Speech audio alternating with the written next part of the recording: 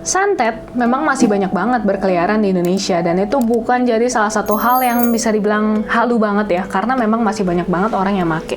Santet itu datangnya dari zaman nenek moyang dan Indonesia adalah salah satu negara yang paling jago dalam mengolah energi mereka karena mereka punya banyak-banyak guru yang baik dan bisa mengajarkan tentang santet tersebut.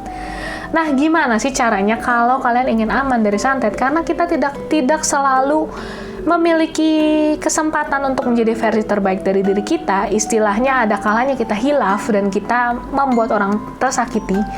Terus kalau kita kena santet, gimana caranya? Nih, kalau kalian paham dengan sistem santet sendiri, kalian akan aman dari yang namanya santet. Contohnya begini. Kalian akan selalu aman dari santet kalau kalian selalu memancarkan aura positif. Karena santet itu pada dasarnya menyerang dari udara, dari aura. Jadi ketika dia mau masuk, pasti kalian akan ditangkal sama aura duluan. Terlepas dari aura juga ada banyak hal yang melindungi kalian.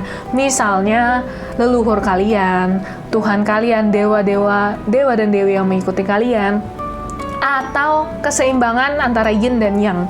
Tapi itu akan saya bahas di lain kesempatan.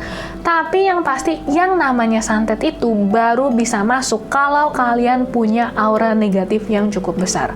Makanya kalau kalian sering-sering berpikiran negatif, sering-sering berprasangka buruk sama orang, sering-sering iri sama orang, itu kalian akan gampang banget terkena santet. Itu caranya kalau kalian tidak mau disantet dari jarak jauh. Tapi ada satu lagi nih guys, yang istilahnya pamungkas banget lah. Santet yang diminumin ke kalian, diminum atau dimakan melalui makanan.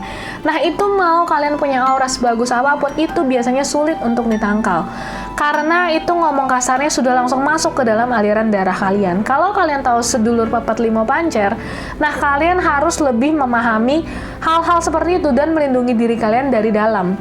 Makanya kalau kalian dikasih makanan dan minuman dari orang yang tidak dikenal, terlepas dari racun aja, kalian juga harus berwaspada dari santet ini. Salah satunya mungkin dengan cara kalian bisa doakan dulu makanannya, atau kalian langkahin dulu 7 kali bolak-balik, lalu setelah itu baru kalian makan, atau kalian bisa kasihkan ke orang lain aja yang lebih membutuhkan. Karena yang namanya santet itu nggak bisa nyasar. Jadi kalau misalnya makanan itu memang diberikan untuk kalian dan tujuannya dia menyantet kalian, harusnya kalau dikasihin ke orang itu santetnya dia jadi kena karena bukan kalian yang makan.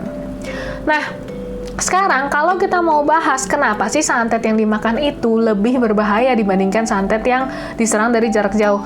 Karena istilahnya gini, kalau kalian dikasih racunnya itu pakai udara, kalian masih bisa nahan napas. Kalian masih bisa menjauh, kalian masih bisa pindah ruangan, masih bisa pakai masker, segala macam. Tapi kalau racun itu diminumin ke kalian, itu kan pasti langsung bercampur dengan darah dan langsung merusak sistem organ kalian. Jadi, kalau misalnya kalian ingin menghindari santet, pastikan kalian selalu dalam kondisi terfit kalian dan jangan selalu menerima makanan dari orang lain. Jadi, ada kalanya memang kita perlu waspada karena yang namanya santet itu banyak banget beredar di bumi Indonesia ini, di bumi pertiwi ini, karena memang santet itu adalah salah satu bagian dari kebudayaan Nusantara, mungkin let's say. Karena memang santet itu dari zaman nenek moyang sudah ada dan istilahnya apa ya, santet itu tidak ditinggalkan sampai hari ini. Dan bahkan zaman sekarang santet makin canggih, meninggalnya lebih normal. Misalnya kayak sakit jantung, kecelakaan di jalan. Santet-santet seperti itu memang tidak semuanya selalu menggunakan jin, tapi beberapa dikirim melalui pikiran negatif. Jadi kalian lagi nyetir terus lagi jadi nggak tenang, terus kalian lagi main sama anak terus tiba-tiba jadi marah-marah. Santet nggak selalu berupa jin. Tapi makanya mau itu berupa jin mau itu bukan, kalau kalian memperkuat benteng dalam diri kalian, harusnya semuanya akan baik-baik saja. Mau tahu lebih banyak tentang tips-tips tentang dunia spiritual dan gaib, jangan lupa saksikan terus Gus Duit dan see you in the next episode.